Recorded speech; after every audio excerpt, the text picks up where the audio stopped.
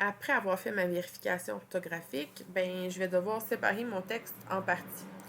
Donc, à l'aide de mon texte original, je vais venir ajouter des sauts de section page suivante, pardon, entre toutes les parties de mon texte.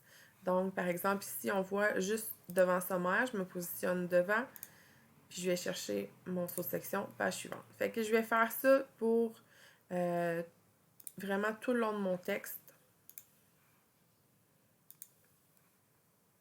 Ici, au niveau de la table des matières, je sais que tout à l'heure, dans une vidéo précédente, j'ai dit qu'on ne laissait pas d'espace superflu entre les parties. Par contre, à la table des matières, je vais vouloir me laisser quelques retours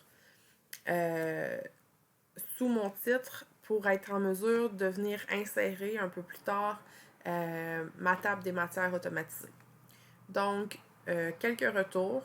Je me positionne devant Introduction, saut de section, page suivante. Donc, de l'autre côté, analyse de la situation actuelle.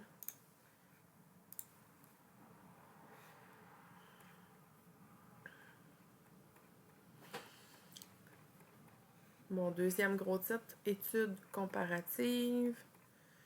Étude comparative ici. Page suivante.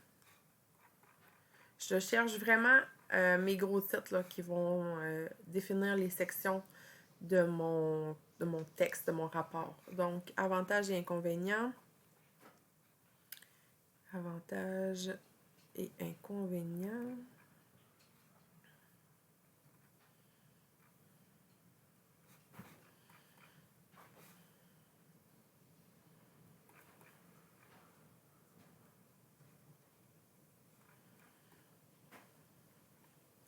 Ah, ici, avantages et inconvénients. Parfait. Donc, sur section page suivante.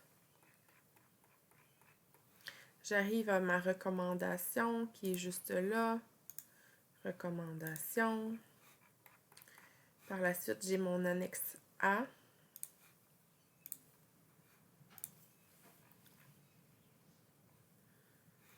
Et puis, est-ce que j'ai une annexe B? Effectivement.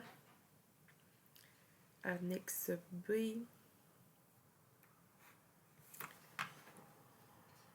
Annexe B, juste ici. Et puis, finalement, j'ai ma bibliographie. Donc, même chose, je me positionne devant bibliographie. Sur section, page suivante. Donc, à partir de là, mon texte est vraiment séparé en fonction des différentes parties de mon rapport.